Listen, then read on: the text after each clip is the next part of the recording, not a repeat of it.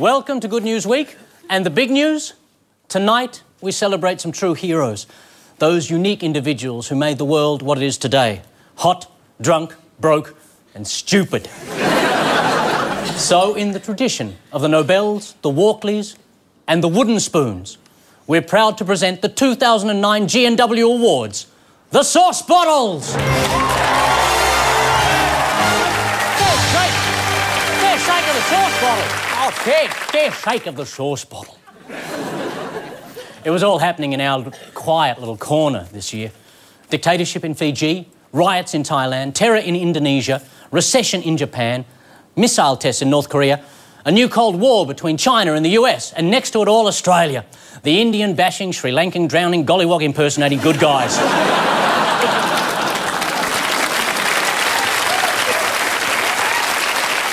There was a new bully in town, and that bully's name was China.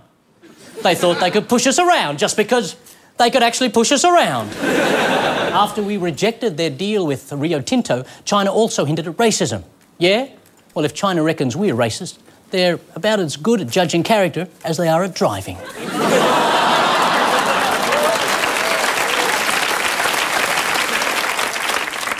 Michael Jackson achieved his wish to become the boy who never grew up.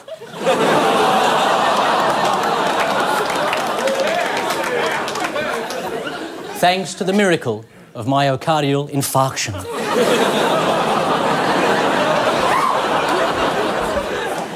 Still, it's how he would have wanted it. Young.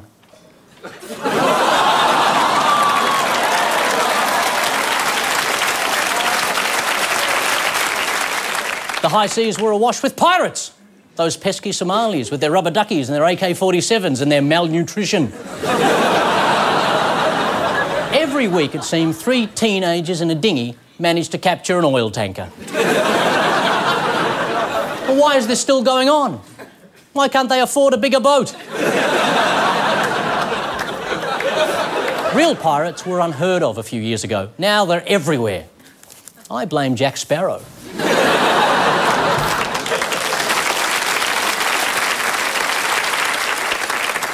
Malcolm Turnbull's rating as preferred Prime Minister hit 16%, worse than Brendan Nelson's numbers when he was dumped as opposition leader. To Malcolm, it's his dream come true. He wanted to lead the Liberal Party so badly, and now he's leading the Liberal Party so badly.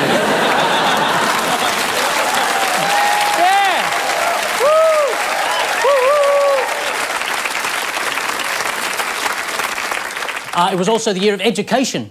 We learnt the phrase global financial crisis, then GFC, then stimulus package, as Kevin Rudd gave away $42 billion in one fell swoop.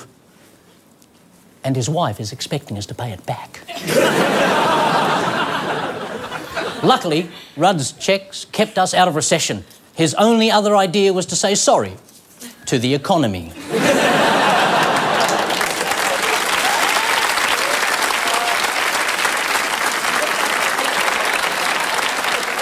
The Cronulla Sharks.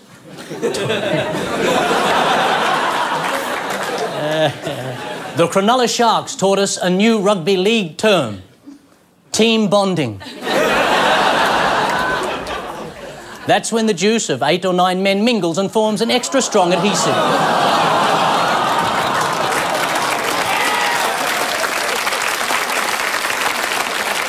It's a bit misleading, but team bonding seemed to be a better euphemism than crunchy nut cluster.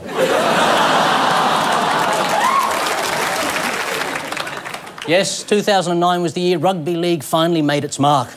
On a carpet, in a corridor.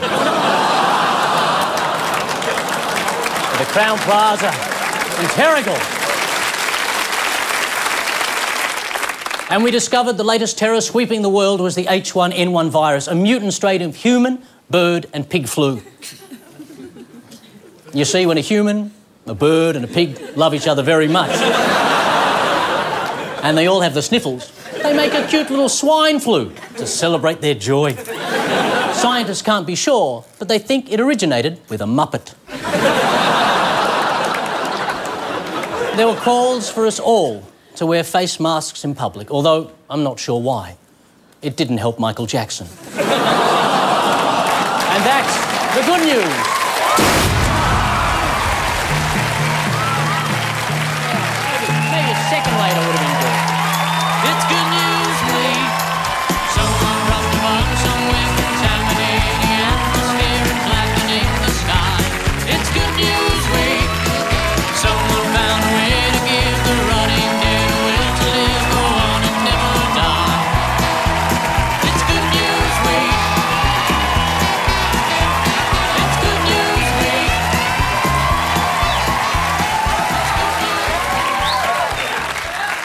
Thank you, good evening. Tonight, all dressed up and 5 hours to go, the bare-knuckled barroom brawler, Mikey Robbins. And his first two special guests in our night of 1,000 stars, Julia Morris and Tom Gleeson. I was just thinking, we look like the world's worst legal team.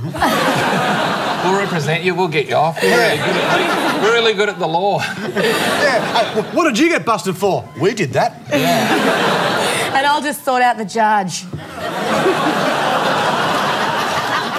And I'll sort out the judge as well.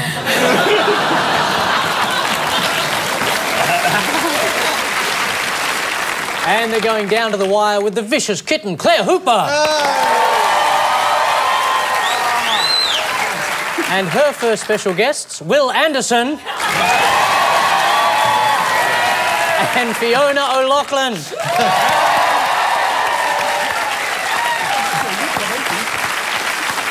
How are you all? Are you excited about this brilliant end-of-year show? Yes. I'm very excited, Paul. I bought merch because last time you made fun of me because I didn't bring my DVD and my book. Have you got it? Let's see it. Say this DVD, that's what it looks like. There's 2 different copies of it. And I've actually got something out at the moment too. I'm releasing a glass of water. It's available just in time for Christmas, around bushfire season. It's going to be very useful. Lady Julia Morris. I have been so looking forward to the grand final. I got myself a brand new Charlie Brown dress and I feel like $1 million, but I did my back in 2 days ago, so I'm not feeling unreal, but I'm determined tonight. Yeah. Because of the back drugs, I'm not really thinking as clearly as normally. So, you normally think? So I am determined tonight not to say anything rude. And would it be rude to inquire as to how you put your back out?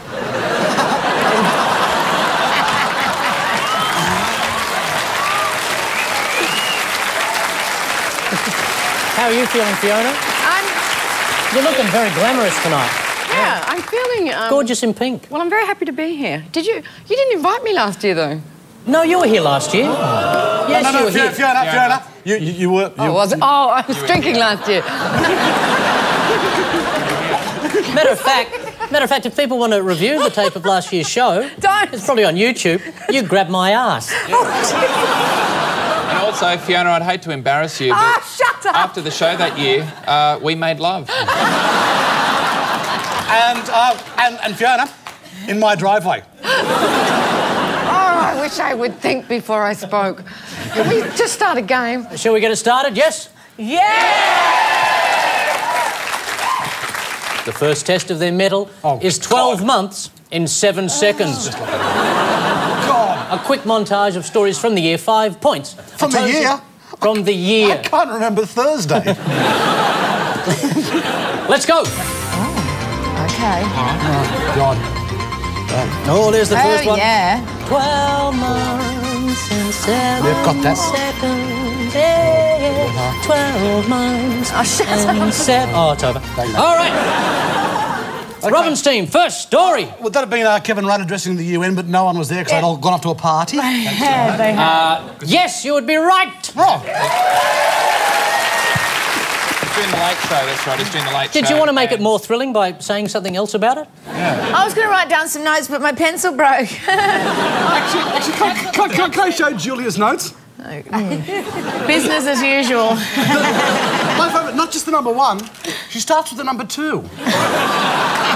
And then stops. Hooper team, second story. Come on. The weather balloon, the boy in the balloon.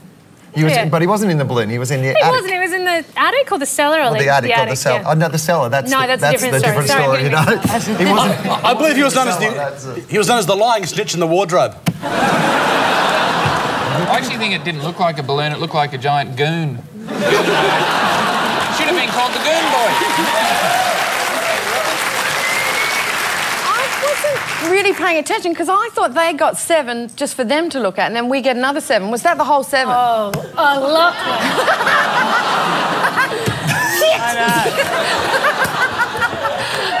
I know. And you're off the booze now, aren't you? Damn! Ned Kelly's skull was in there. No, that's the next one, and that's ours. What's this about? You can't do that. Story. Indonesia. Indonesia. That's I later. definitely saw Ned Kelly's skull in there for sure. 5 points to you.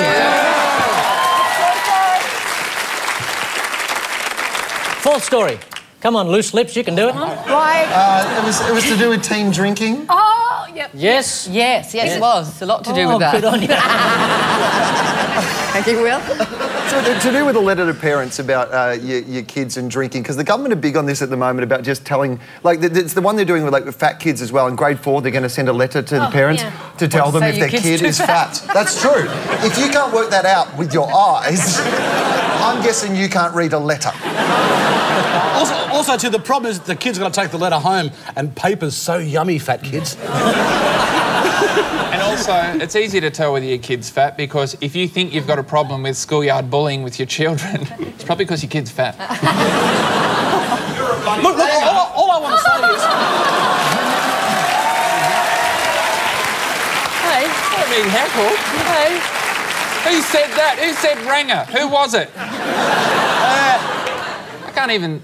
It's a fat kid in the back row.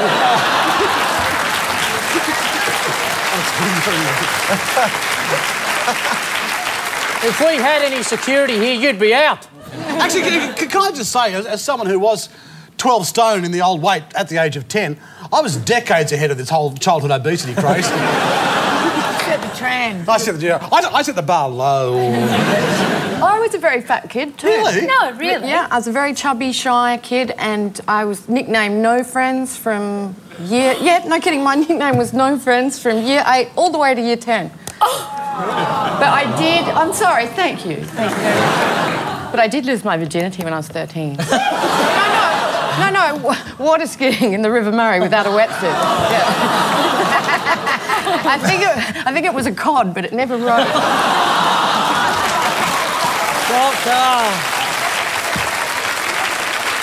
I love the fact there was a cod. Like, I've heard of people getting crabs, but not cods.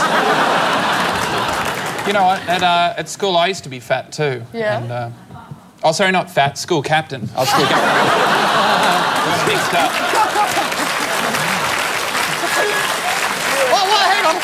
I gotta say, a school where the Ranger was captain? Yeah. You must have had a lot of fat kids. It was like Planet of the Apes. The redheads were in charge. They ran the joint.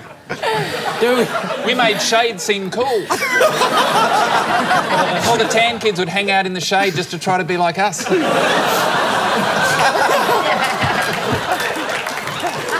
The fifth story. Fifth story. Oh, that was to do with Mr. Rudd and the scandal. Yeah, see? So you know. Was it you guys? Yes! Where there was some cheeky emails and then someone said, oh, you guys were naughty, and then someone came out and said, oh, I was just joking in my email.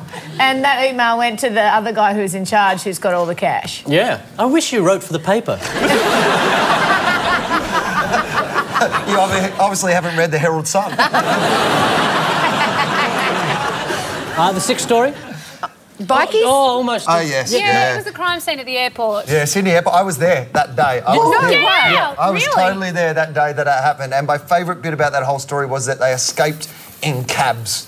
Like, what sort of bikies are you when someone's like, hey, guys, I know we've just kind of bashed someone to death in the middle of the airport, but we have been drinking, so taxi? I've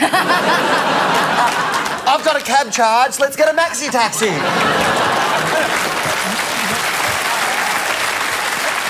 Last story. Anybody? Last story? Indonesia. Mr. Rudd's gone over to have a chat to Mr. Bang Bang. Yeah. Thank you very much. Anything else about that you'd like to add? Anybody? Wouldn't it be good if Bang Bang moved to Wagga Wagga? Yeah. With Bootress Garley. I just hope that he was really upset about it, so he was shitty Bang Bang.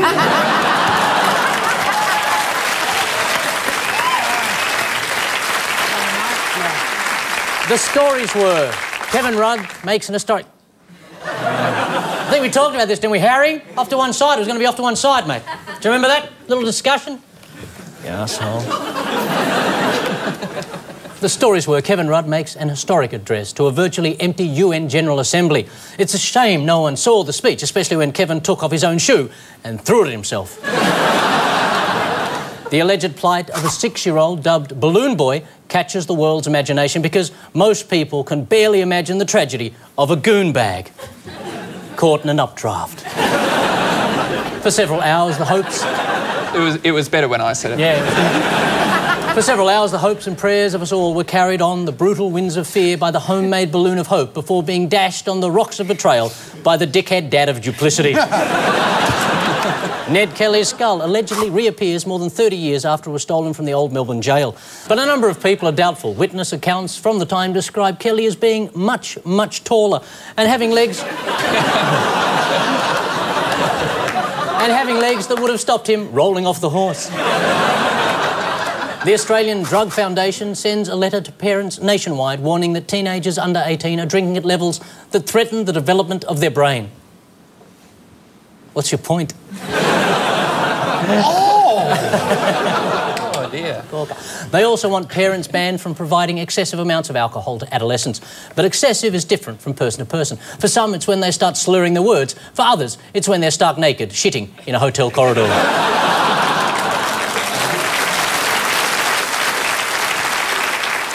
Opposition leader Malcolm Turnbull shows off his political judgment and cunning by taking a nothing story about an old rust bucket and turning it into Utegate. Ably assisted by the fake emails of a public servant called Godwin Gretsch, Big Mal managed to ensure the first knife that went into his back was self-inflicted, which gave everyone else in his party a brilliant idea. There's some unpleasantness at Sydney Airport when a dozen bikies beat the Hells Angel out of a member of a rival club. Where the bloody hell are you? In a bloody pool of blood, in bloody arrivals. You don't see that on border security, do you? Yeah.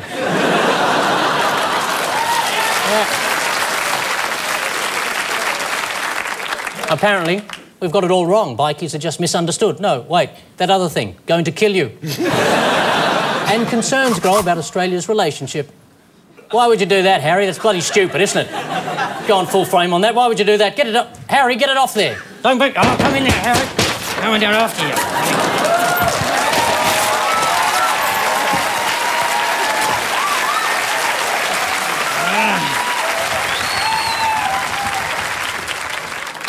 And concerns grow about Australia's relationship with Indonesia after President Yudhoyono gives Kevin Rudd not so much a wet fish handshake as an oceanic wiping. And not only was the handshake limp, but the lovemaking was clearly just out of sympathy. But Kevin has handled the asylum seeker crisis the best way he can, by getting out of the country at every possible opportunity. But then they're probably all terrorists, aren't they? They're probably all terrorists. Because if you really want to blow things up in a foreign country, the best way is to get yourself crammed into a tiny boat that may very well sink with no weapons, no bombs, and no real likelihood you'll ever make it to your destination. That'll teach us infidels. 2,000 asylum seekers have arrived this year. 2,000 to a country of 22 million. However will we cope? You won't be able to walk past 10,000 Australians without seeing one who's no longer being persecuted. Right on, sister. Yeah, come on. Yeah. Power to the people who are coming from somewhere else. So after one surging round of Good News Week, the Robbins team are on 20 points, the Hooper team 15 points. After the break, we award the first sauce bottle.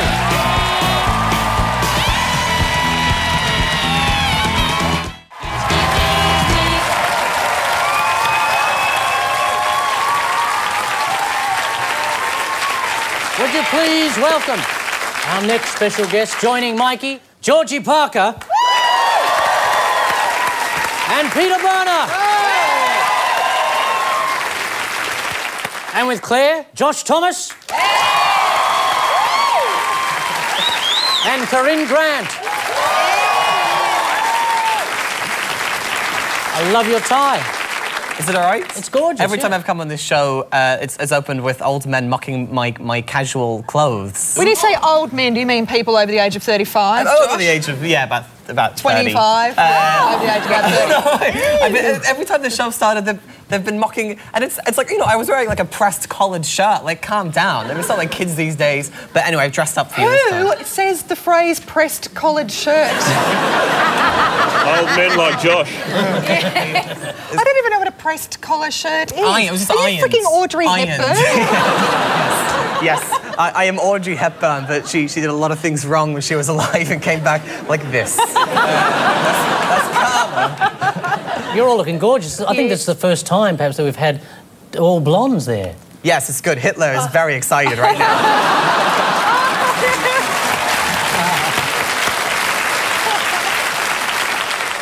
Ah, look at this lovely collection of humanity. Georgie. Anyway, I think we're all, aren't we? Yeah, we're all we're over looking- 40. we're Yeah, looking we're great for old hot. folk. We're a hot Yeah, trio. yeah. You're going to take on the youngsters over there? You're going to Certainly beat them are. senseless? I'm going to give you an arm wrestle later on. Oh, cool. I have to get your bow tie and twist it. Hello. Oh, no, it's wrong. I want to see the arm wrestle now. Of course you do. I think you and Peter Berner could grab a leg each and be like trying to fight over the wishbone. Peter? Hello. Yeah? I like her shootness. You like this in Yeah, your I do. shooting? Yeah. I do. I like it. Yeah. Yeah. It's hot. It's hot. It is actually hot. Is it? Yeah, it is. It Geez, is. it's just like a normal head, but upside down. Yeah, exactly. Feel me? It makes handstands easier to do. Anyway, ladies and gentlemen, we should get started. During the break, as we asked Ro to borrow his squeegee, both teams were given 3 clues. Too soon? Too soon, yeah. Both teams were given 3 clues to a recent strange but true story. Right. Robbins, Parker and Berner. Oh, my God. A goldfish. Are you happy? You look like one of those great Aztec kings. Yeah, if you go like that, they'll move back and forth. Yes. Do you remember where you were 7 seconds ago? We also have medical equipment. Don't you just love this? Why wouldn't you trust the bloke that wore this on his head? That has to be accompanied by an accent of some kind. Well, of course it can, if you would just like to... This actually works. To see if it's warm. I better put it in my ear. I don't think that's necessary. That's a bit of a giveaway, that one, isn't it? We also have this.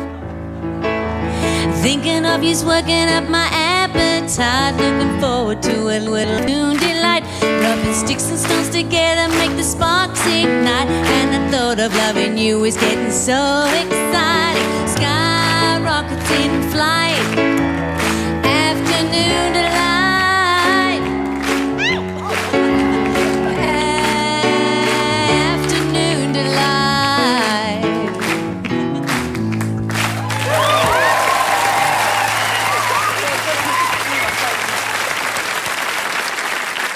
And Hooper, Thomas and Grant got a man of the cloth. Oh. Oh, nice. Oh, yeah. You should be the new pope, and then I'll believe in gods. I'll be like, oh yeah, I see. He created it in 7 days. I think like if they go for okay. Yeah, that'd No, seriously, you're like an ad for a German website.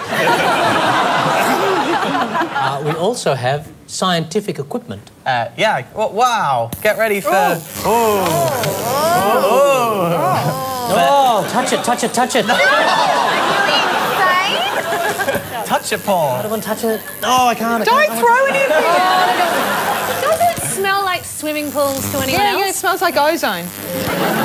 We are fully contributing to the glasshouse effect, the greenhouse effect right now. If it was the glasshouse effect, it'd be over like that. And finally, ladies and gentlemen, we have this. Yep, I'm not singing, it's all right. Instead, I brought people who can properly sing. Oh. Please welcome Tripod!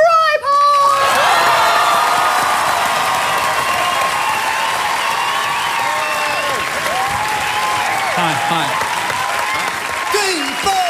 Didn't know what time it was, the lights were low, ho, ho. I leaned back on my radio, ow, ow. Some cat was laying down some rock and roll, that's what he said. And the loud sound, it seemed to fight. Came back like a slow voice on a way to fight. That was no DJ, that was hazy cosmic jive. There's a star waiting in the sky. He'd like to come and meet us, cause he thinks he'd blow our mind. There's a star waiting in the sky. He's told us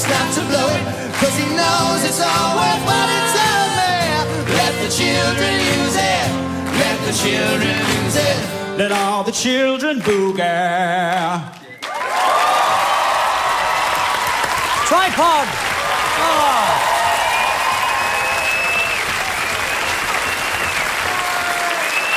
Those magical tales will be revealed at the end of the show. Now to the game called 5 Second Grab. Can the teams identify the stories from my tantalising snippets? Never call them that. First in with the correct answer gets the points. And I don't want to rabble, so I will look kindly upon anyone that raises their hand. Oh. OK, here's the first one. Anyone can answer. This is going to make for a fascinating Twitter. Why shouldn't kids be able to see how it's done? Handle a dead animal and learn about pests that destroy the environment. Oh, Corinne. It's about the Liberal Party. I believe Mr. Berner Dead animal, Malcolm Turnbull. Yes, Really? yes. No, I've got... No, it's about... Isn't it about something Teaching in New kids- Zealand Yes. that they're throwing dead rabbits? Yes. Well, yes. obviously they thought dwarf throwing was a bit politically incorrect, so they're going to get children to throw dead rabbits. Do you know why they're throwing the dead rabbits? Oh, for fun. They're from New Zealand. They couldn't get the sheep to stand still long enough. Ladies and gentlemen, she has it right. Rabbit throwing championships. Competitors choose a dead bunny from a pile. Oh, that's nice, Then have isn't to it? throw it into a trailer being towed by a motorcycle. Why do they do it? Because they're from New Zealand. Just either that or look at bubbling mud. Sit around waiting for split ends to reform. Pleasure is in your own hand. Tossing bunnies, tossing bunnies. Very close. Claire. Is it the booklet put out about masturbation, teaching kids to masturbate? I'm sorry, if there's one thing in the world that does not need a manual. You know? But where? Do you know which country? Spain. Spain, yes. It's actually, it's a town in Spain wanted to teach their young unemployed people, young kids, to masturbate. It's for them. It's like an emissions training scheme. But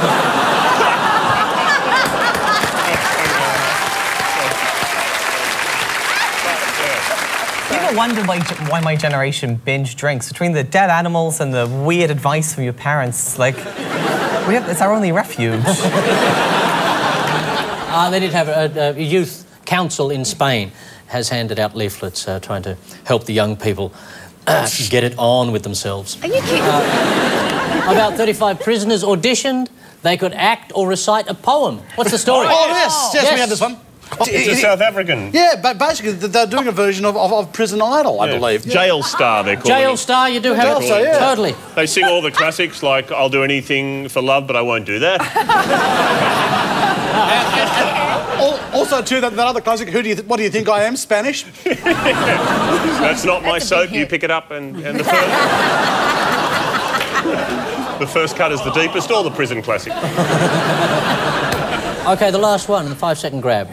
Accusations of everything from bad writing to betraying the genre to Mormon brainwash. I know. Oh, Georgie. Twilight. Yeah. Stephanie Meyer. Yes. Anyway, I read the books and unfortunately I got sucked in. Hands up who got sucked into Twilight. Yes, Sucked in very and it's kind of appropriate. embarrassing. Twilight. The story's great, but the writing's shocking. Yeah. An appalling writer. I wouldn't mind a little bit more information about the film that's just come out recently and what it's called. New Moon. Thank you very much. I'll give it to you. Thank you.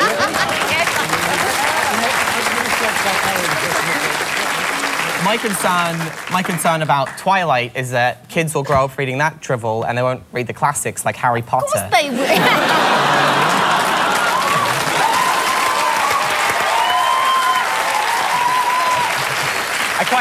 I quite like it though because it's really good PR for like pasty men. It's making like skinny pasty men hot again, and that's a positive. You look nothing like a vampire. Oh, I could be a vampire. Shut up. With the second instalment of the Twilight saga in cinemas, teens, tweens and weepy middle-aged women are going batty for vampires. All over Australia, vampire clubs, covens and lairs have sprung up where they drink real blood. OK, it's mostly Bloody Marys, but they do wear plastic fangs. And I'm sorry, kids, but sucking on your arm after a bit of self-harm with a compass doesn't make you a vampire. Just makes you sad. People always take these things too far, so let me spell it out for you, all right? Drinking blood won't make you immortal and won't make you fly. but you do get to wear a frilly cravat and walk around going, blah, blah, I am a vampire. Ah, listen to the music. The Robins is now on 35 points. The Hoopers, 25 points.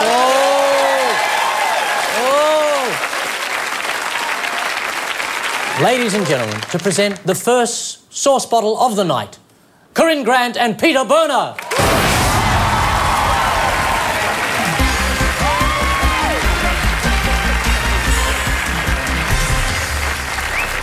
Okay, the nominees for the sauce bottle for entertainment are Claire Werbeloff, the chick-chick-boom girl, for services to fat wogs, skinny wogs, and their fully sick boys. Twitter, the social network which continues to prove every day that opposable thumbs are not a right, they're a privilege. Our dear friends at the ABC, who managed to turn a 2-minute Chaser sketch into a political witch hunt. But the ABC was right. You shouldn't make fun of sick children, nor should you give them their own satirical TV show. And Richard Wilkins for his fine work on the morning of Michael Jackson's passing. As well as killing off Jeff Goldblum, the Today Show played an old montage of Jacko which finished with Richard's voiceover, "This man is a unique talent. We can't wait to see what he comes up with next." Turns out it was Hey Hey It's Saturday. And the sauce bottle goes to... Is this for me? Yes, that's yours. The sauce bottle goes to, for this year, Richard Wilkins.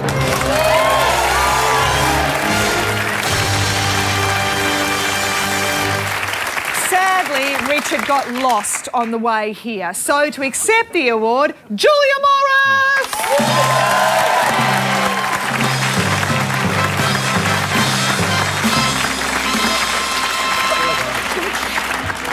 Oh, I can't believe it.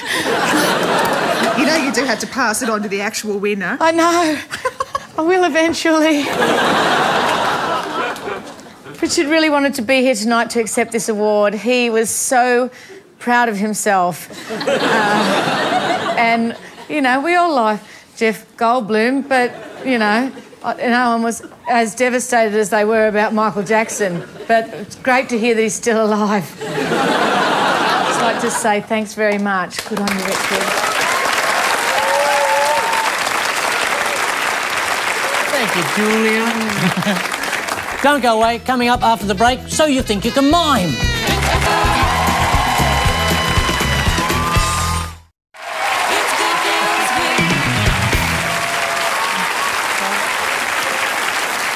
Please welcome our next guests on the Robins team, Cal Wilson and Tim Ferguson.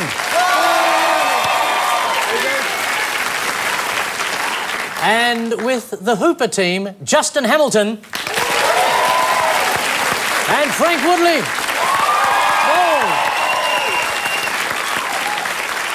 Timmy, lovely to have you on. You look elegant in your red jacket. I did, yes. You're going out hunting. I've been roo hunting. I put the spotlights here, they wait for it, boom, knock them off.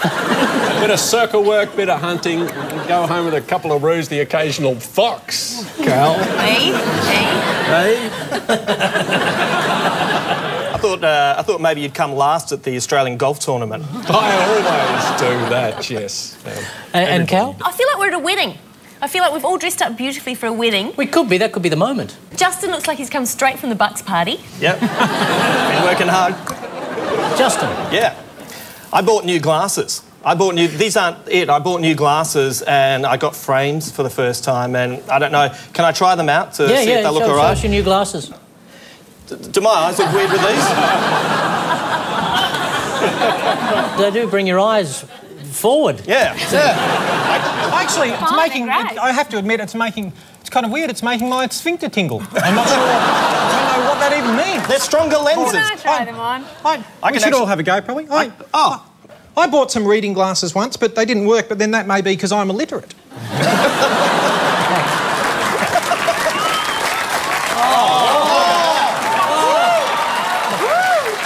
Now that...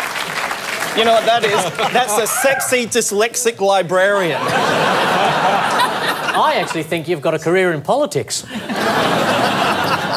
And now it's time for a mime. Cal Wilson, come on down.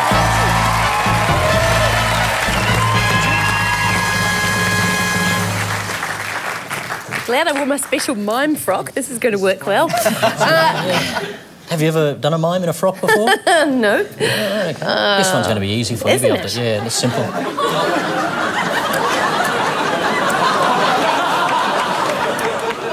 All right. Offending people. Wow! Good luck with it. Thank you. It is tricky. Heavens. Your time starts now. Man. Yeah, a weightlifter. Weightlifter. Athlete. Oh, hang on, I'm going to have to take this off or I'm going to kill myself. Do you want me to hold it for you? Suicidal athlete. Gee, I hope this keeps happening through the show. Hey, now, see? Oh, it's nice and warm. Yeah. Oh, it's... Yeah, come on, sweetheart. Strip good news week.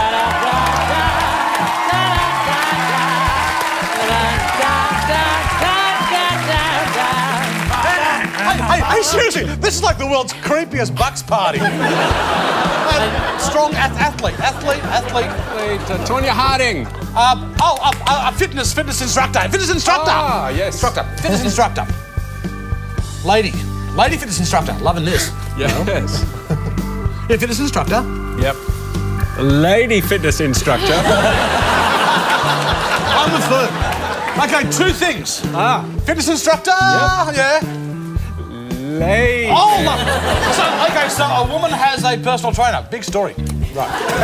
Okay, woman. Lots of women. Oh, right. Many women joining in. Many women. I'm loving this so far, Ferg. Many women what? Many nervous women. Might be pregnant, might...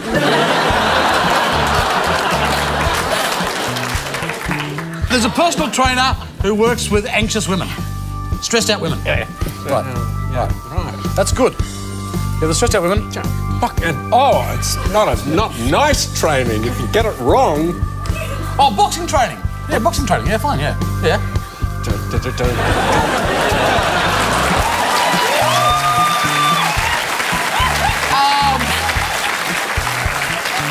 Okay, bad 80s dancing. Yeah. Is, the women, they're stressed, so they're hitting the man. It's a human punching bag for stressed out women. Can we get the country? Narrowing it down now. China!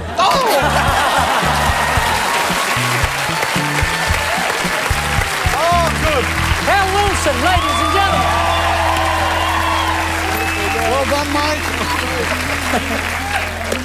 Yes, in the Chinese city of Shenyang, a man is renting himself out as a punching bag for stressed women. Shaolin is also available as a rowing machine, exercise bike and ab cruncher. Plus, he folds up and fits easily under the bed.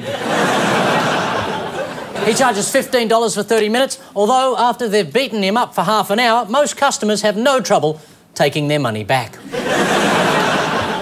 It's a tad disturbing, hitting a man for cash, but not as disturbing as after each punch when he licks his lips and gives a little groan of pleasure. That is the last time I'm going to the gym with you. To present our next sauce bottle, Tim Ferguson and Justin Hamilton.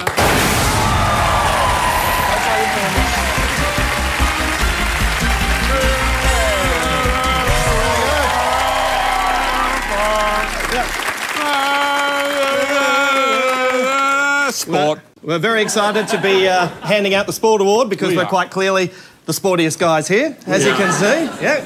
That's right. Yeah. You get that in there. Now, the nominees for the sauce bottle for sport are Matthew Johns, the Cronulla Sharks, Paul Vaughton, and the NRL Footy Show for services to team bonding. We've all been there. Athletics South Africa, who knew their female 800-metre runner Caster Semenya had male sex organs but denied, lied and tried to cover it up, proving their balls were actually smaller than hers. the competitors in the Belgian bodybuilding championships who were surprised by doping officials, and they grabbed their bags and they bolted. They're now hoping to make a new name for themselves with Athletics South Africa. And Serena Williams for disputing a foot fault on match point with the immortal words, "I swear to God, I'm going to take this ball and shove it down your throat and kill you."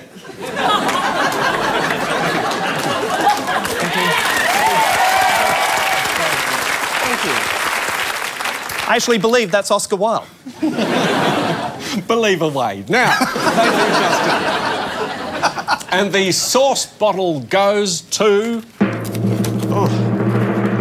Serena Williams!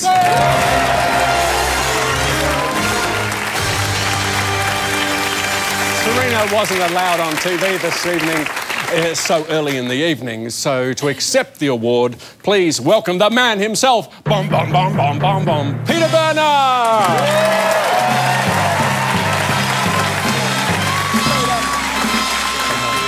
A proud nation. Thank you so much. This looks extraordinarily familiar. Clearly, Serena was given a hard time after this outburst, but she's known for her forceful serve and going on the front foot. And who amongst us here hasn't, at some stage, even if they're not tennis players, wanted to give a serve to a lines person? The parking inspectors of the tennis world. Sit on the sidelines, those cynical, fault-finding fucks. But I shouldn't have gone there. I really meant not to. On behalf of Serena Williams, thank you so much for this incredibly oversized and largely underwhelming award.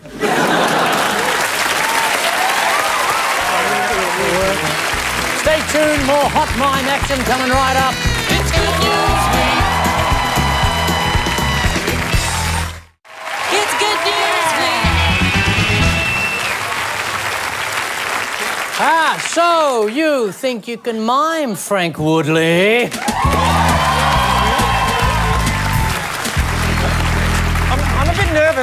I'm a bit nervous because the last time that I watched a mime on the show, it was Justin, and he set the bar very well, about waist height, actually. You love it. Right. This is your life. Come on. Okay. Oh, I take that out and read. Yeah, you don't have to. We could just... that way's probably better.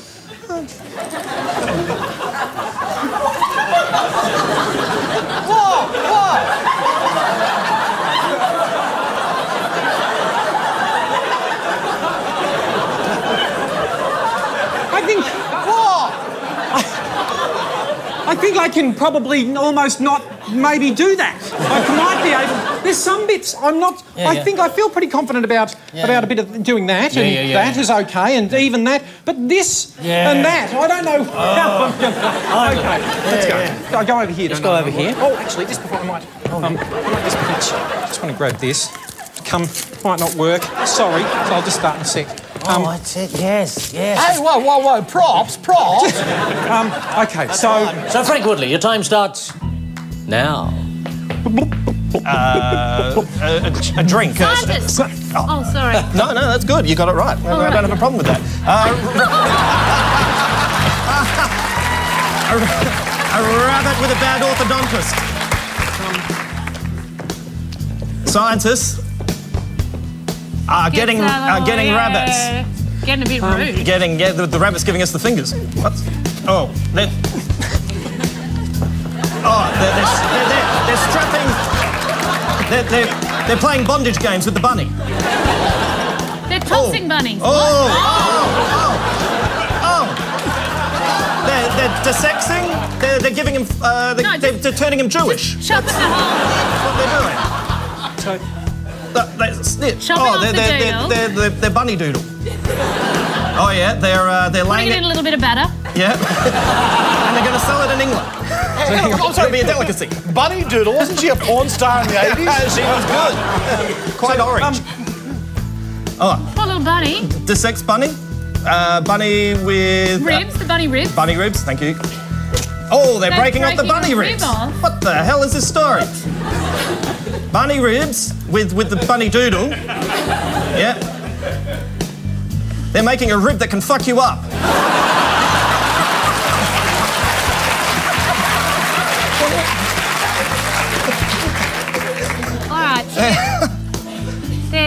They're making... All right, they're making the rib look like the doodle.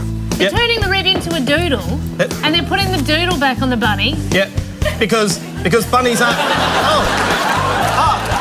They're sexing up the bunny. They're making them be able to have bunny babies. Yep. Yep. And then they put the doodle in his rib cage. Yep. And he doesn't know where to wear his underwear. Right. Bunny doodle. Oh, that's a flower. He's smelling a flower. No, he's smelling the bunny doodle. Taking the leaves off it. He's deflowering the flower. It's a flower. It's a flower. It's not the petals, it's the stems.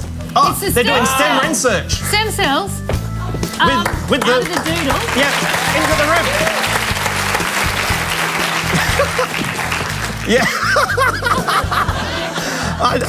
Georgie! Yeah. It's the new Viagra for bunnies. They're making new Viagra out of bunny doodles.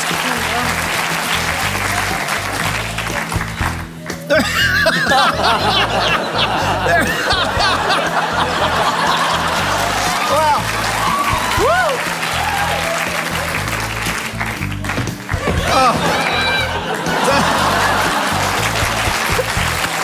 There's more! There's more to the bunnies having sex. They're getting the bunnies pregnant. She actually got pregnant from the rib. From the rib. They're shitting bunnies. What the hell? How good are bunnies at having babies? Yeah. Is that pretty much... I reckon you've got to. Can you put it together in a sentence? They chopped off the bunny's doodle and they made its rib into a new doodle. Yeah. Screwed it on, apparently. Yeah. And then when the sexy lady bunny came out... Oh, hang on. After they screwed it on, what did they have to do to it? They had to add some stem cells to make it... And then the little sexy bunny lady, she got impregnated from the rib doodle. Yeah. And now... had babies from the rib doodle.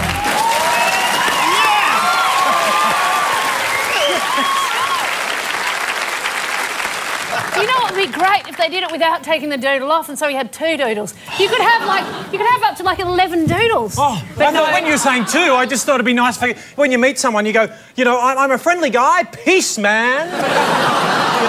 Actually, the really good one about having two doodles is one for the weekday and one for weekends. Have you heard about the guy who does have 5 penises? Apparently his underpants fit him like a glove.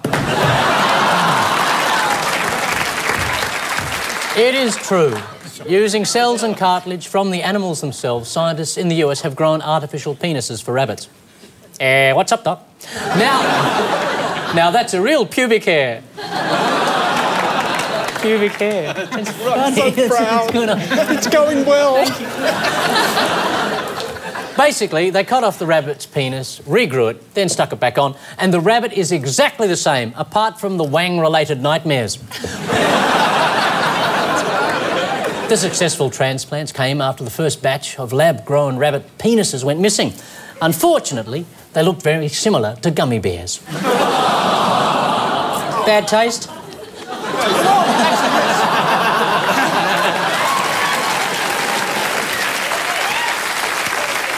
To my right, 55 points. To my left, after Frank's brilliant mime, 55 points. Our next Sauce Bottle presenters, Cal Wilson and Frank Woodley.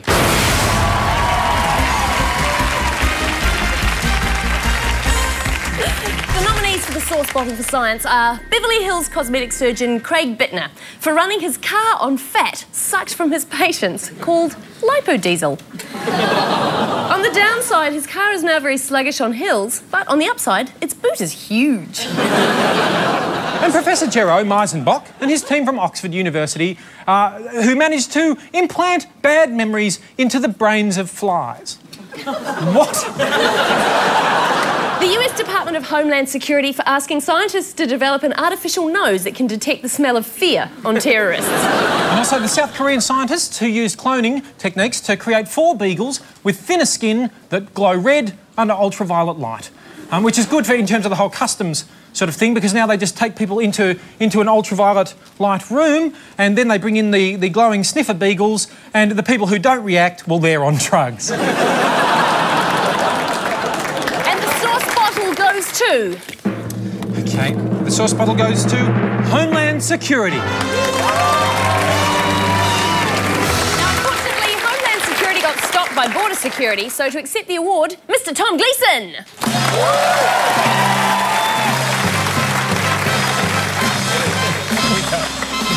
Thank you. Thank you very much. Thank you. Look at that little beauty right there. Homeland Security, they didn't actually pull it off in the end, but I'd just like to say that, as it turns out, I did actually develop an artificial nose that could smell fear, but that was only after I developed an artificial arse that could shit itself. Thank you very much.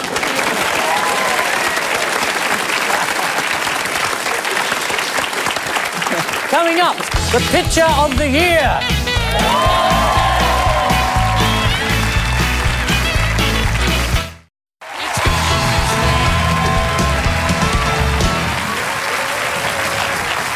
Ladies and gentlemen, please welcome back Julia Morris and Tom Gleeson. And Will Anderson and Fiona Lachlan. We're about to show you the finalists for Picture of the Year. But first, we thought we'd take a look at some of 2009's honourable mentions. Robin's team. Yes. Your best captions for these newsmakers, please. Oh. Well, that's going to be me in about a half an hour. I think the Australian ladies think that's the last time I go to a strip club with Kevin Rudd. I love the lady behind her. Furious. Yeah. She got one eye closed and one eye open, so she's not a disrespect to her country.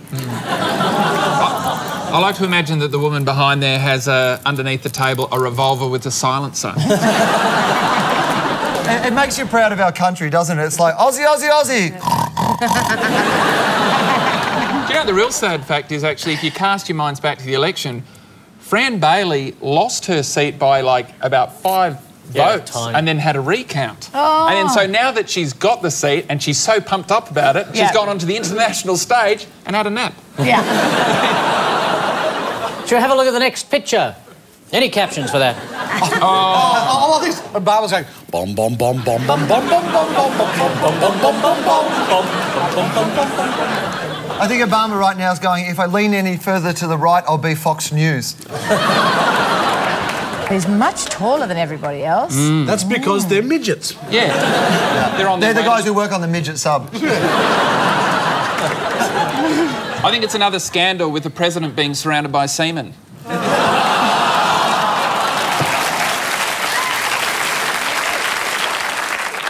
And our last photograph. Any comments? I think this is the reason Mel Gibson has 8 kids. He thinks that's how you put on a condom. 2 kilometres away, a beer bottle is being opened. Now I'm drunk and horny. The caption should be, I heard Vikings hate Jews as well. Why are you getting upset at me for him being racist? How does that work? Yeah. Can anyone still hear my career?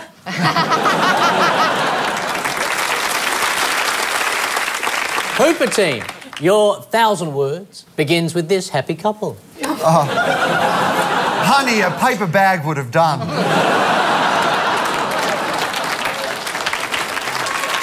Darling, when you promised me you were getting me plastic surgery, I didn't think you meant this. How about Prince Charles surprised when Giant Mushroom talks back? What about new plastic cover for stables?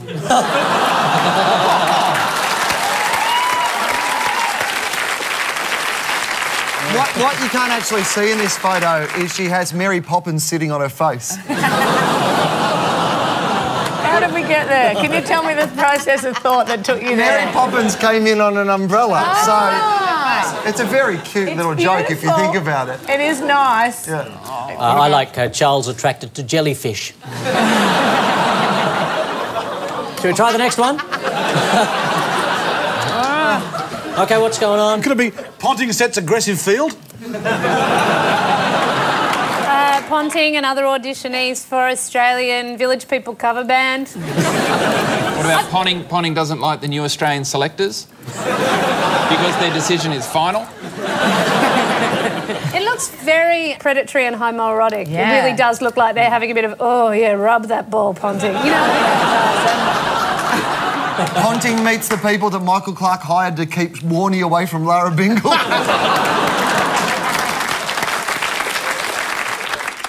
Let's try the last snap. So just how big were John Howard's eyebrows?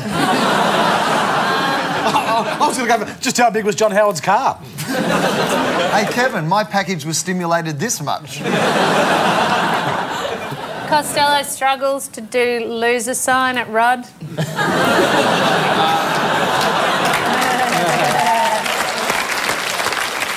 Costello fails audition as AFL umpire. A federal government MP has suggested a way to curb Australia's population growth. Slash the number of New Zealand arrivals. Oh. Yeah.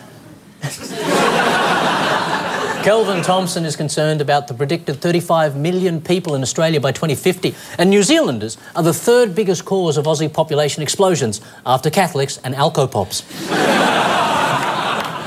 Kiwis account for almost 1/4 of our migrant intake. In fact, they describe their country as consisting of the North Island, the South Island and the really bug West Island.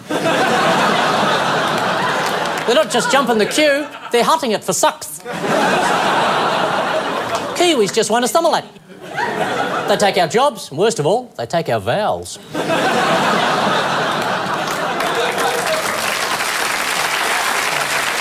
Over there now, 67 points. Over there, 65 points. And now at the podium, Julia Morris and Will Anderson.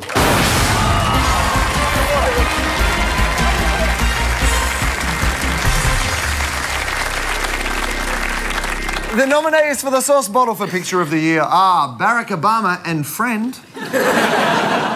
Malcolm Turnbull and Friends. Peter Garrett and Head. And the macho man himself, Prime Minister Kevin Rudd. And the Sauce Bottle goes to... Oh, I'm really excited about this one. Oh, Malcolm Turnbull.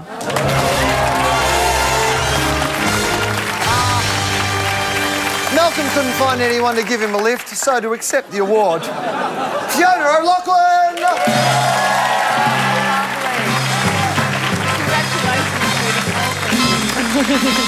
Thank you. This is for Malcolm. And I've been on this show a few times this year, and I apologise, Malcolm, for the Malcolm bashing. And I've written a poem for Malcolm. This is for you. Not you, for Malcolm. Oh, Malcolm, how I love you with your silver mane of hair, your endearing indecision and that sad yet haunting stare. Though your friends have all betrayed you, I will always be your fan, you lonely, lonely, lonely, lonely, lovely little man.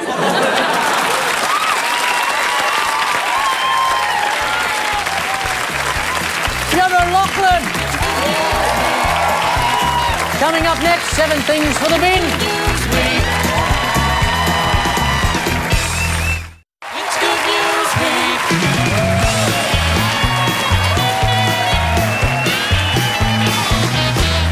Back in the game, Cal Wilson and Tim Ferguson. And Justin Hamilton and Frank Woodley. And this is 7 things for the bin, the healing time when we come together and milk each other's venom. Mikey Robbins. Yes. What's got you bent out of shape? Well, actually, we mentioned it before. I want to talk about this new vampire thing. In my day, kiddies, vampires had proper names like Nosferatu, Dracula and Yorga. They weren't called Edward. And they had capes. All real vampires have capes. Not Abercrombie and Finch. Oh, yeah. And also, if he can't see himself in a mirror, he should be covered in shaving cum. Yeah. Well, I too am outraged. In my day, kiddies, vampires had real names like Spike, and they wore peroxided Billy Idol hair.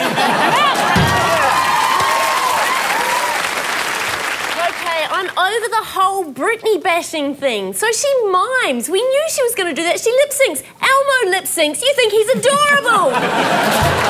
Leave Britney alone! Actually, no, can I say, if they are thinking of bringing out the Tickle Me Britney doll, I'm up for it.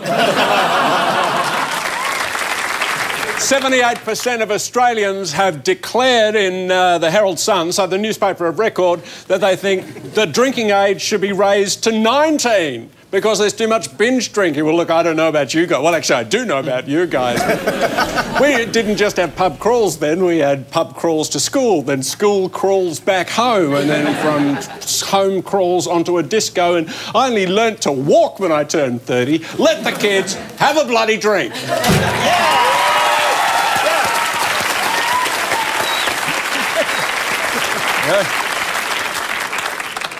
The boat people. I'm sick and tired of people complaining about the boat people, saying they're coming over here to take our jobs. Now, listen, if you are that shit at your job that you're worried about people getting on a boat that have no skills that are applicable in this country and have health issues and don't have any contact, may take your job, then fuck it, you deserve to lose it.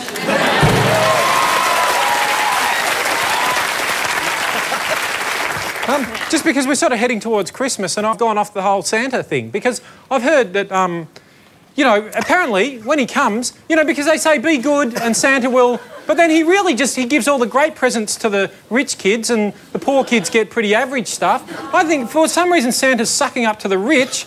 If you see him at a shopping centre, go up and slap his head.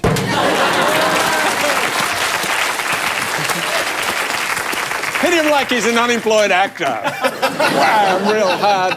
Look, I've got to say that Good News Week has been in the newspapers. Apparently the Family Council of Victoria, otherwise known as the Family Council of the Victorian Era, have complained that this program is dragging television downhill. And you can imagine you've got to have a plasma on wheels. That's a dangerous thing going downhill.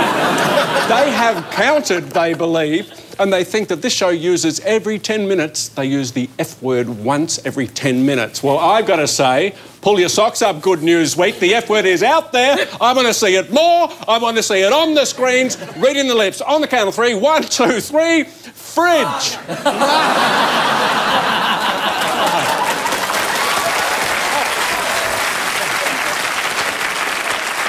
I normally don't weigh in on these things, but I've noticed that as we do this part of the show, 7 Things for the Bin, there's always some of these magazines, purportedly men's magazines, are like this one's Ralph, there's Zoo, there's Femme, F-H-M. I don't even know what that means, but Femme seems like the opposite to masculine, doesn't it? When you sound it out phonetically. Femme.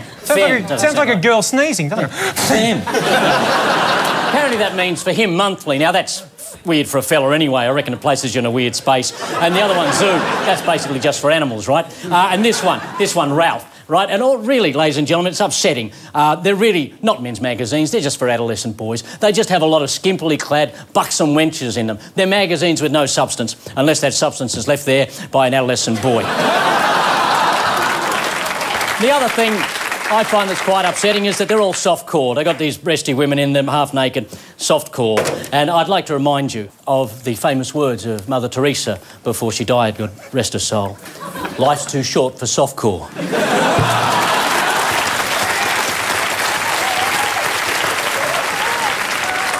That's it. Big round of applause for everyone here. Ladies and gentlemen, please make him welcome the Wizard of Ood, Joseph Tawadros.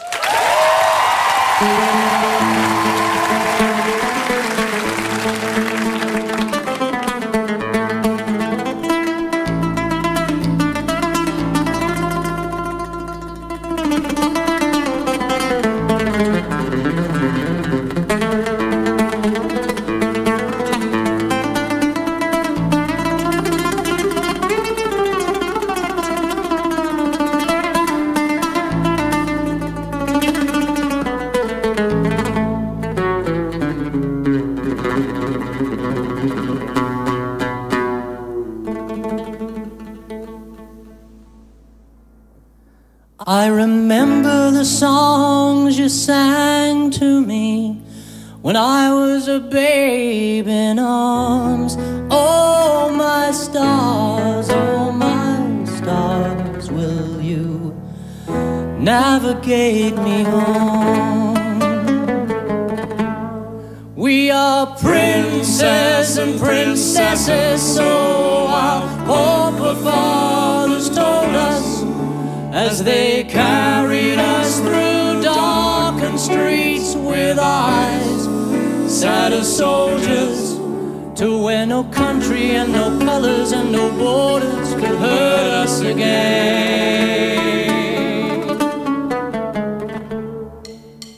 I remember the songs you sang to me when I was a child in arms. Oh my stars, will you guide me to my home? Are they your brothers and sisters, or someone's sons and daughters? Did they flee the gods of war? Did they place their faith in water? So no country and no colours and no borders could hurt them again.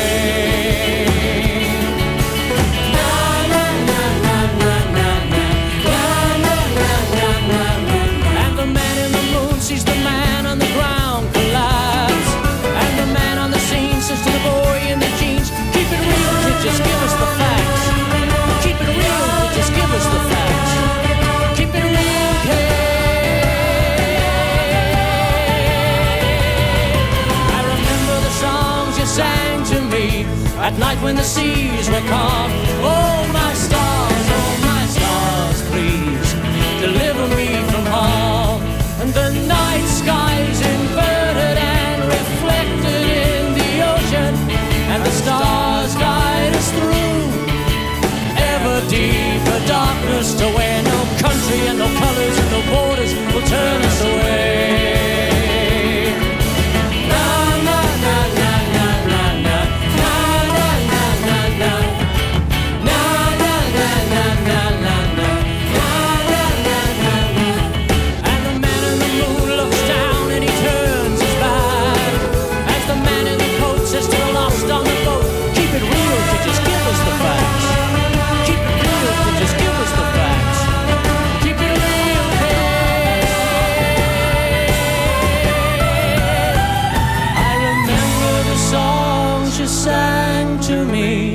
When the lightning skies were calmed, oh my stars, please deliver me from harm.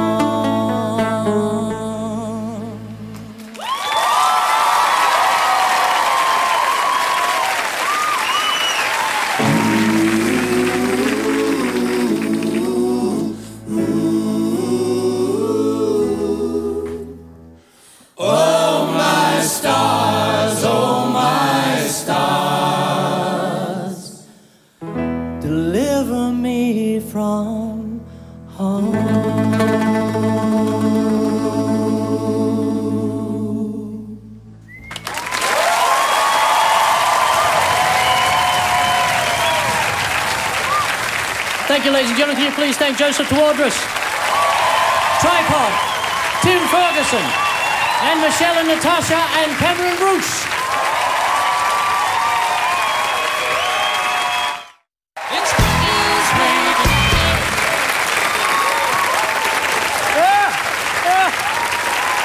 Ladies and gentlemen, please welcome them all back.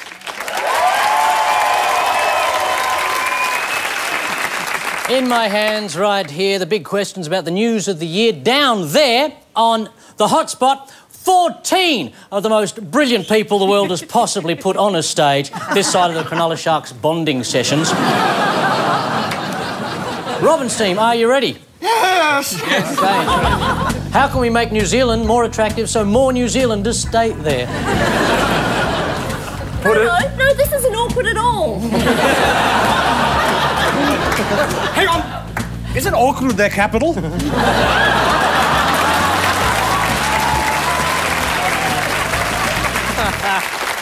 It's pretty simple. We just put a Centrelink in New Zealand and they'll stay there.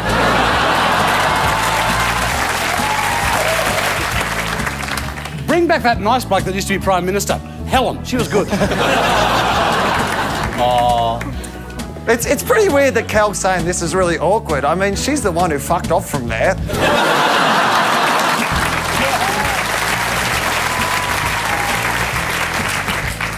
We should make the Australian dollar and the New Zealand dollar achieve parity. Oh, sorry, Tom Petrovsky told me that'd be a winner. I mean, nothing. It's Tom Petrovsky, if you're watching, that's... Jesus. If a man can be a punching bag, what other uses could they have? I'm a surfboard, and then you could really do some body surfing. Speed bag. Tall man, tall man. On his chin. So the man is the punching bag. What other uses could he have?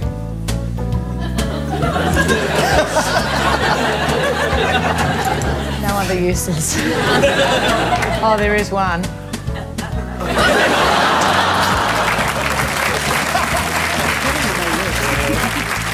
For putting your back out?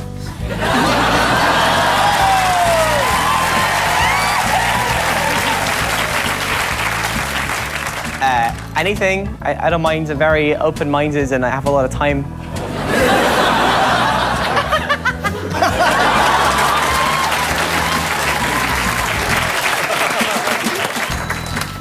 Towel rack? Oh, actually, tea towel rack. Heated towel rack. If you have like more than one towel, then you just have to cut out a rib and add some stem cells. Speaking of which, if you were a rabbit and you woke up to discover scientists had grown a penis on you, what would you tell the other rabbits? I wonder if it tastes chocolate at Easter. Listen, I've heard that before today. I've heard it before today, is what I'm saying.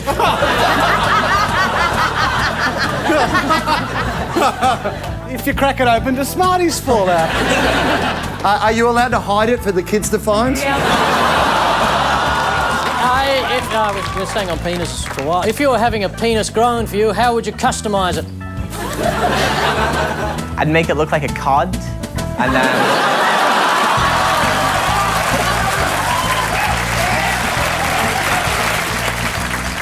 I'd make it look like something that women are attracted to rather than the normal penis, which looks like Richie Benno got out of a warm bath.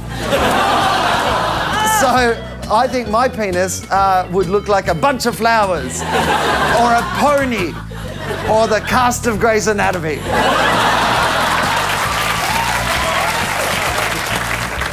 I actually walked in on Will one day and I thought his penis did look like a pony, and then I went, oh no, sorry, I'll leave you to that.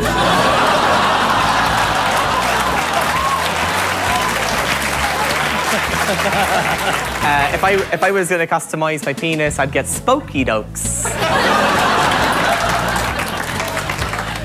If I was going to customise it, I'd make it environmentally aware of itself. I'd make sure it was a hybrid so that I could win 800-metre running races.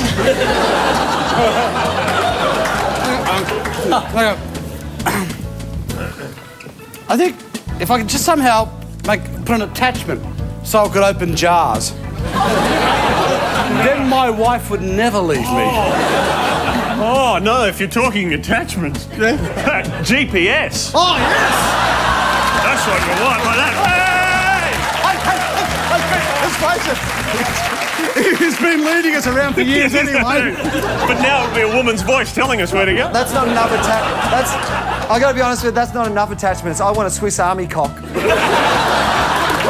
But I just can't wait to use the bottle opener. Mine would look the same on the outside, but I'd have the hole modified so that it came out, you know, like star-shaped at the end, so I could just pipe icing onto cakes and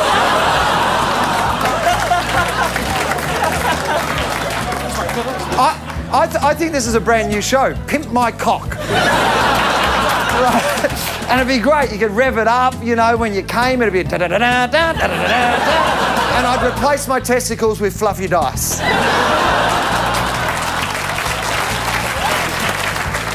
What's a good title for an Australian vampire movie? Hey True Blue Blood. It'd also be called New Moon, but the poster would look different. That puffer just bit my neck.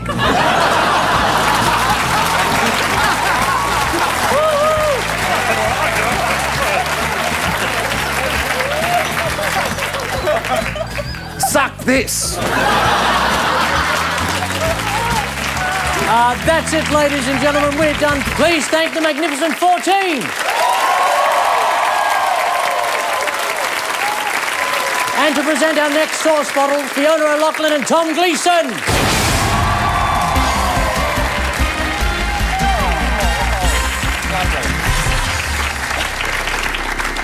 The nominees for the sauce bottle for politics are Kevin Rudd for his $42 billion stimulus package. A lot of people got pink bats they didn't need. A lot of schools got buildings they didn't need. A lot of Aboriginal people got nothing, and our children got a deficit they can pass on to their children, assuming they can afford to breed. Ahmed Karzai and the Afghani government for services to vote rigging, which reached its peak with the news. The electoral roll in Kandahar contained Brittany Jamelia Spears. I mean, it's Afghanistan. It could be anyone under there. I mean, you know, under a burqa, Brittany could be under there because you wouldn't be able to see her lip syncing. Zimbabwe President Robert Mugabe for running a country with the worst inflation in history, while sending out a birthday party wish list asking for 200 bottles of French champagne, 8,000 lobsters, 4,000 portions of caviar and more. The whole thing cost $1 trillion, squillion, bajillion dollars, or 3,000 Australian. And the former Howard government who thought Sol Trujillo was the right amigo to run Telstra. $31 million later, Sol pissed off, stopping only to call us racist and backward. Yeah, well, even the racist and backward people need a phone that works. Yes. And the sauce bottle goes to John Howard and Sol Trujillo. Sol is currently swimming across the Rio Grande, so to accept the award, Will Anderson.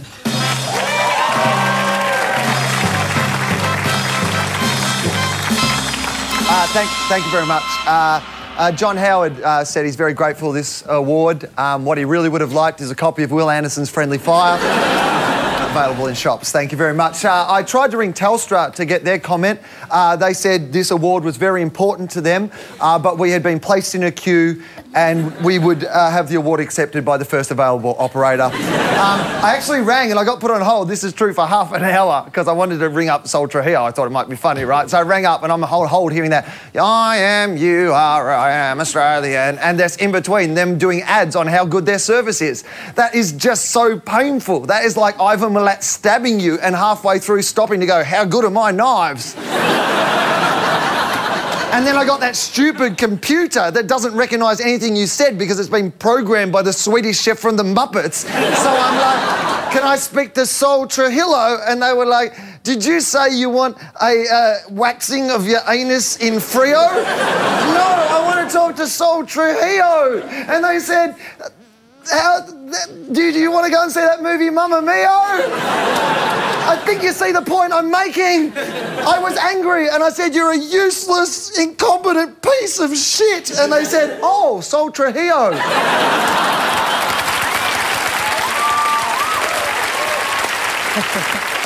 Will Anderson! Strange but True is next.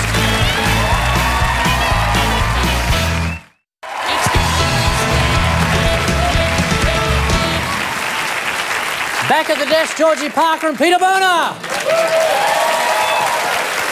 And Josh Thomas and Corinne Grant. Let's see those strange but true clues one last time. Mikey, Georgie and Peter had the goldfish. Just batter my butt and call me Nemo. The medical equipment. Yeah, I'm a doctor. You look so much like that crazy German anatomist. I can't believe it. Thank you very much. Because he is. I am a veterinarian. The guy that dissects the bodies. Yeah, don't you think? I mean, the guy didn't even have a beard, but it just proves how creepy Peter Berner can look.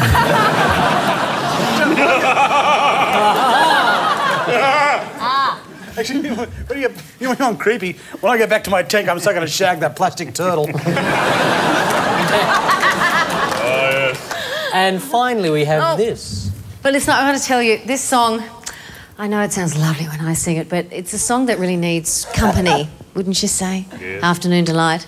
It's a little more exciting if you have someone else there. So I'm going to go for a little more than just one. I'm going to go for 3 men. Are there any men here? guys are just standing there with a microphone and your guitars ready to go. We're handy. Fancy. You certainly are.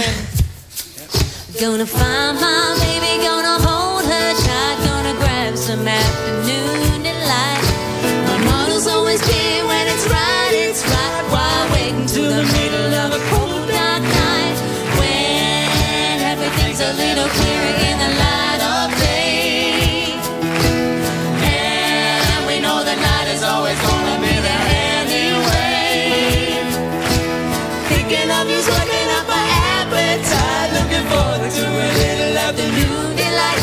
Rubbing sticks and stones together, done the songs ignite, and the thought of loving you is getting so exciting. Sky rockets in flight, afternoon delight,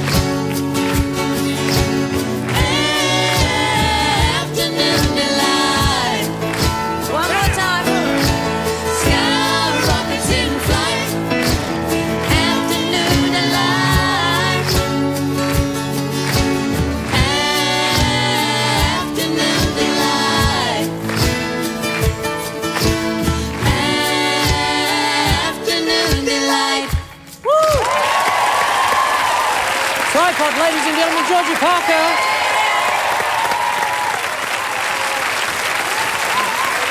We're in the home stretch. Someone left a microphone behind. As soon as I get home, I'm going to illegally download that. That's fantastic. Do we have a story that connects all those? Well, I'm thinking, actually, wouldn't it be great just to ride around on a bike with this? Yeah. It'd make me look tougher on my Vespa. Yeah, exactly.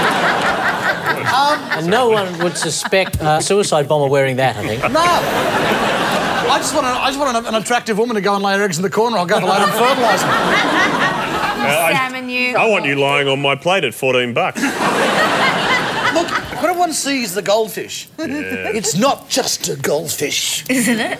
No, it means, because goldfish are famous for, this is the oldest joke in the world, that goldfish have very short memories, which means they spend their whole day swimming around going, who put that castle there? Yeah. Who put that castle there? So... Still funny. Still funny. So I haven't heard it before. Second time's a treat. the goldfish is a motif for memory loss, my colleagues. Oh, okay. What? Oh. Yes. It's got to be something scientific as well. And medical. And that song, Afternoon Delight, it was a big hit in the 70s. Well, we all know what it's about. We may not have known then, but we do now. Well, for some reason, I thought it was about a dessert. Really? Yeah, I thought it was about dessert. I was a fat Creme kid in the caramel. Yeah. I thought it was about 2 episodes of Law and Order back to back. Oh, nothing beats being unemployed, does it? Available for kids' parties. But not in the afternoon. So we're talking memory loss and sex. Memory loss and sex. God, there's so many things I wish I could obliterate. That's my lawyers. Memory loss and sex. And medicine. There's a medical case of a woman who, when she... how can I put this politely? Or why bother now? We've been talking about penises for the last half hour, so... Yeah, well, it's got nothing to do with penises. When she orgasms, she has a medical condition where she has short-term memory loss. Every time... Seriously, there are people out there who have short-term memory loss every time they orgasm. There are people out there who have short-term memory loss every time. That easy. Okay. Oh, I just think it'd be really terrifying because he'd be like, oh, this is so much fun. Who the hell are you?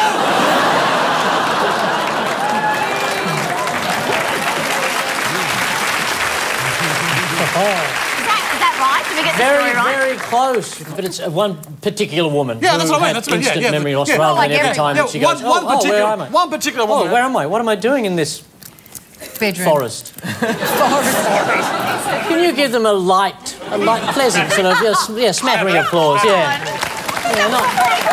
Don't go wild for them, just fine.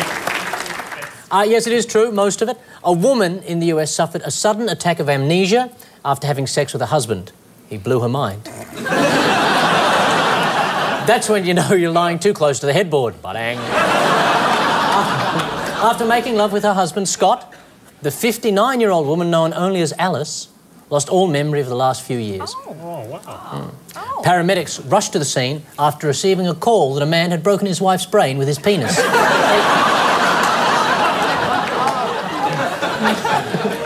They diagnosed, this is all true, transient global amnesia, or TGA, which can be triggered by strenuous activity, bowel movements, or, more commonly, orgasm. You can get it screwing, You can get it pulling. Matter of fact, I got it. What was I doing? Yay! Oh. Don't touch that remote. More Strange But True coming up.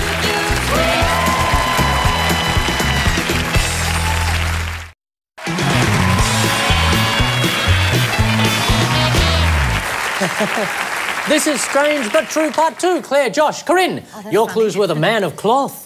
Well, there's a reason for going to church. Anyone got anything to confess? We also have scientific equipment. Yeah! What I like about this is it's all the fun of Questacon without having to endure Canberra.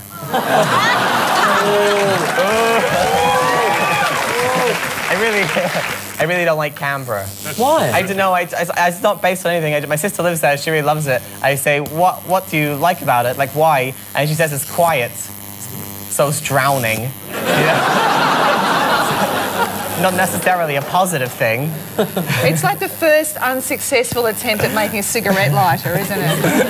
That's actually Windows 7.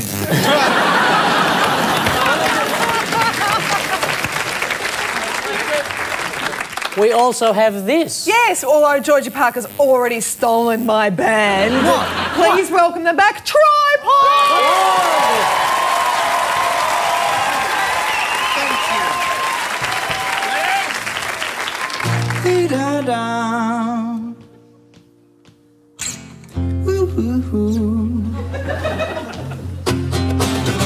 Had to phone someone, so I picked on you. Hey, that's far out, so you heard it too. Turn on your DB, we may pick him up on Channel 10. Look out your window, I can see his light. If we could sparkle, he may land tonight. Don't tell your papa or he'll get us locked up in stride. Oh! There's a starman waiting in the sky. He'd like to come and meet us, cause he thinks he'd blow our mind. There's a starman waiting in the sky. He's told us not to blow it, cause he knows it's all worth what it's worth. Let the children use it. Let the children use it. Let all the children boogie lie.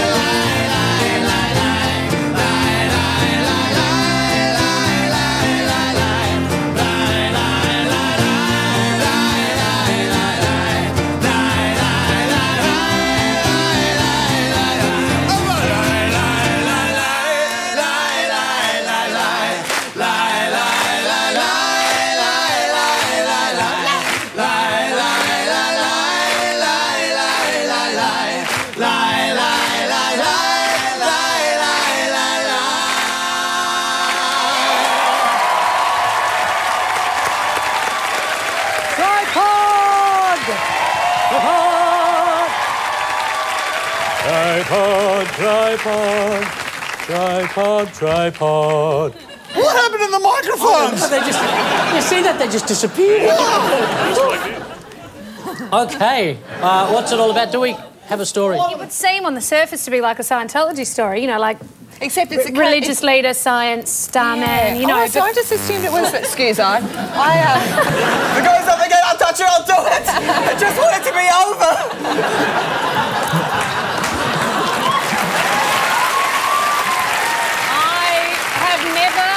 I've never met anyone who more needed a Spanish masturbation leaflet. If it goes up again, I'll touch it! I assume it was a Catholic Church because of the whole mitre and the cape and everything. But Catholic Church and science, well, that's a story that doesn't exist. They're trying to discover if there's UFOs. They're putting resources into that, which I think... Really? I think maybe, you know, put your resources into proving Jesus exists. You know, like you that's probably more important for now for your feeding the hungry. Feeding the hungry. Yeah. That could work for them. I'm scared of making jokes about this because would you like to hear a tenuously linked anecdote? Okay. I made fun vaguely of Jesus on my Twitter And Jesus has very thin skin too. He's very thin skin. Well, the people got angry at me, and then I got sucked into a fight. I ended up admitting that I was an atheist, right? Which is not a big deal. Whatever you want to think what you think. Whatever I think. Hakuna Matata. Let's move on, right? I admitted, and I spent the whole day getting these messages from Christians saying, "Oh, you're an atheist. You're going to hell, Josh. You're going to hell." I don't understand why Christians do that. I don't understand why you Twitter. I just don't understand why I would say then you've created your own hell. Yeah. Twitter's good. Just because it's new doesn't mean it's bad, old people. I just don't understand why Christians tell atheists they're going to hell. It's like you're not getting this, are you? You know, like you telling me I'm going to hell. It's like a hippie threatening to punch me in my aura.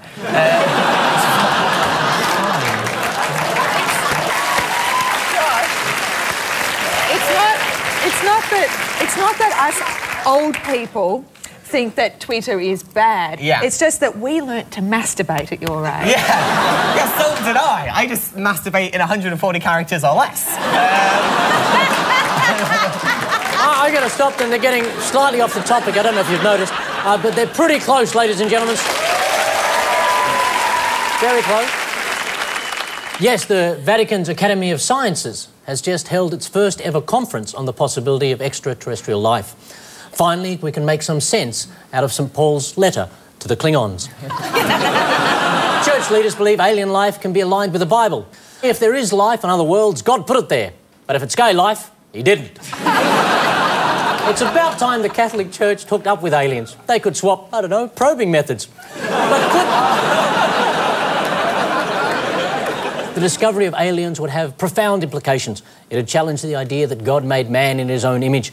On the other hand, it would lend weight to the idea of an all-powerful beardy sky man. To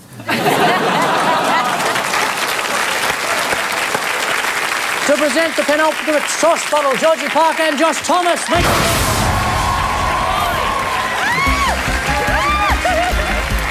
got my glasses on. Oh my God. Yeah. Oh, that was intense. It was exciting when you touched me. Okay, I'm sorry. I'll do it again. It's the small things. It's the small things that count. You don't do this unless you're little Ted. Now, the nominees for the sauce bottle for religion. Stop laughing, darling. The nominees for the sauce bottle for religion are Pope Benedict and his pals at the Vatican for posing this question on International Women's Day. In the 20th century, what contributed most to the emancipation of Western women? And their answer, the washing machine. If you asked me which electric vibrating appliance liberated women, I would not have said the washing machine. The big brave Church of Scientology, who seem to think being teased and laughed at by normal, intelligent people actually qualifies as religious vilification. And catch the Fire Ministry's leader, Danny Nalia, for blaming the Victorian bushfires on the state's abortion laws and claiming Parliament House in Canberra is being cursed by baby sacrificing witches. But, you know, of course the bushfires were the result of the abortion laws. God hates nothing more than the destruction of innocent life, unless he's doing it.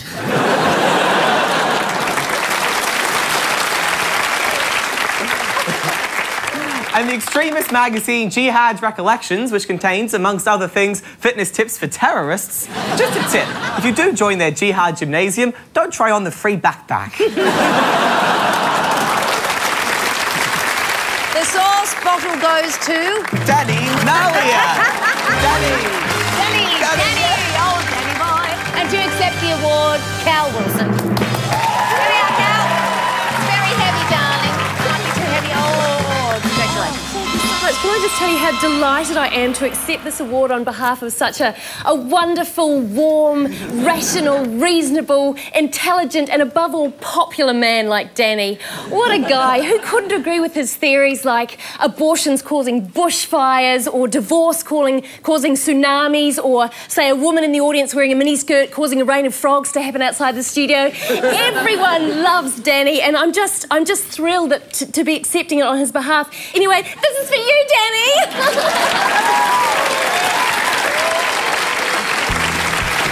Cal Wilson, coming up, the big one, the major prize for 2009.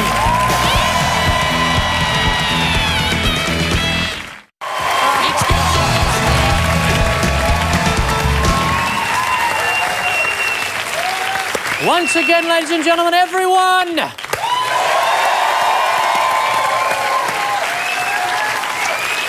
The big award is coming up, but first, one last round of the game 2009 we'll never forget. Kevin Rudd's Fast Money.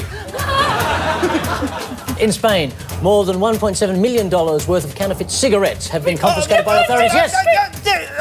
Bunny Doodle! Bunny Doodle! Thank you. What was wrong with these smokes? They were made of rapid droppings. It must be really hard getting the filter up their arse. And they've had their cocks chopped off. They don't like the menthol. Don't like the menthol, no. In Hobart, a man called 000 for help with a bleeding wound. Where was this man at the time? Hobart. Yeah. He was in hospital in Hobart, pressed the button because nobody was coming, so he called up 911 and said, we got a problem. 911? Yes. Emergency services here couldn't help him, so he rang the States.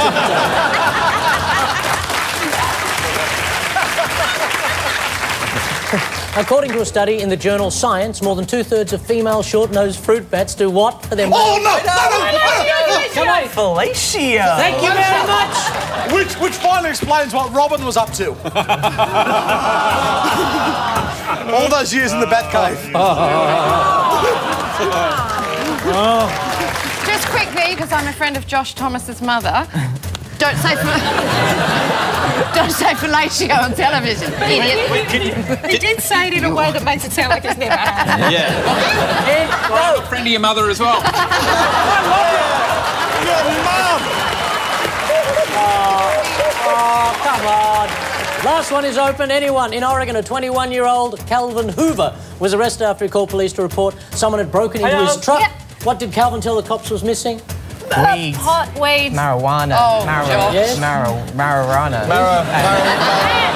Hey, Fiona! Hey, don't make me come over. I know your mother.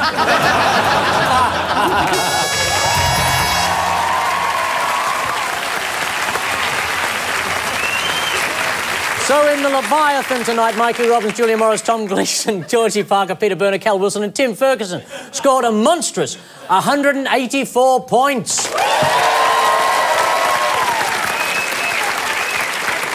Conquered by Claire Hooper, Will Anderson, Fiona O'Loughlin, Josh Thomas, Corinne Grant, Justin Hamilton, Frank Woodley and Tripod on 192 points.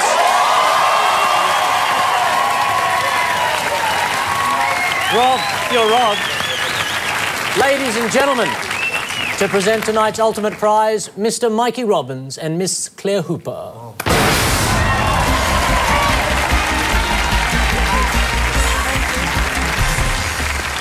And the nominees for the Solid Gold Logie... Solid Gold Logie? Fucking...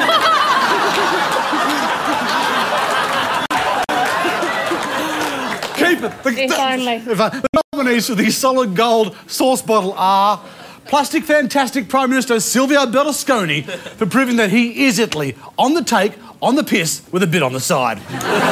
Federal MP Wilson Tuckey for services to political dialogue, even when there was no one else there. Wilson has been called the Uncle Fester of the... That's not fair. Uncle Fester had a light bulb that went on occasionally.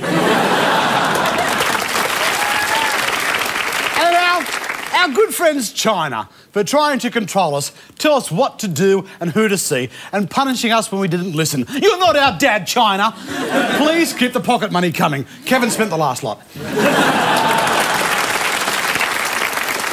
Kyle Sandilands, the John Laws of the kids. For being surprised that rape isn't good radio, concentration camps aren't that funny, and driving a Rolls Royce just reminds people of looking at a dugong through a glass-bottom boat.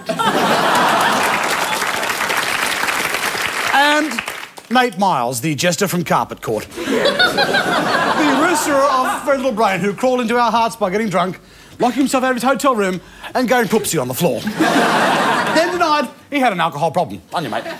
And the Solid Gold Sauce Bottle goes to... Mr. Kyle Sandilands.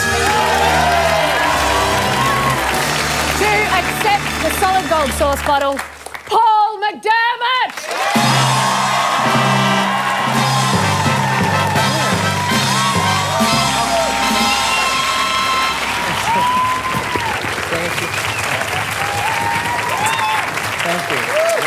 Oh, it's so heavy. Thank you. Kyle can't be here tonight. I'd just like to say on his behalf, it's time everyone laid off Kyle. He's done it tough his whole life. Inside that mountain of glorious man flesh is a scared, lost little boy. I know because I saw Kyle swallow him.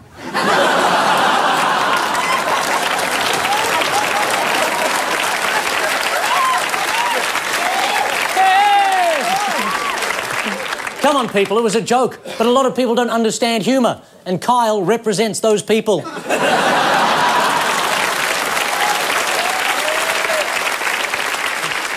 So please, give him another chance. Until he manages to get the Holocaust and rape in one sentence, we'll know his best work is still to come.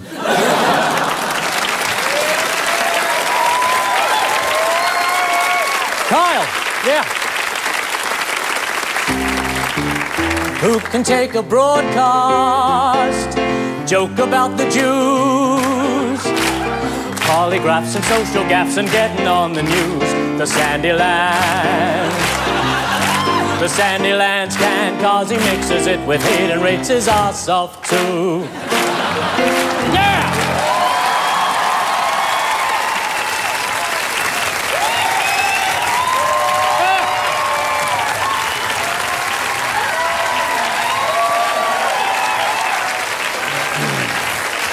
ten.com.au/GNW is the place to get the podcast, go behind the scenes and see the 7 hours of this show that didn't go to air.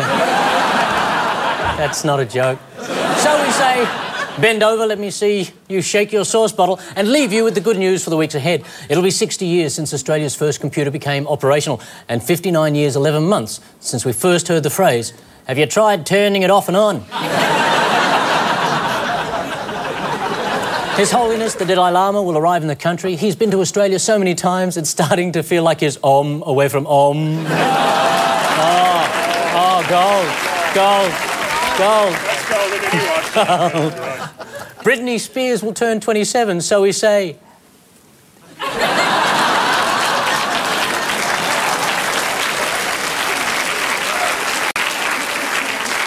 Everyone loves a good present. We got her a microphone. Bit of a joke. Sydney will host the ARIA Awards for music and the Walkley Awards for journalism, creating a drug and alcohol drought that will bring the entire city to its knees.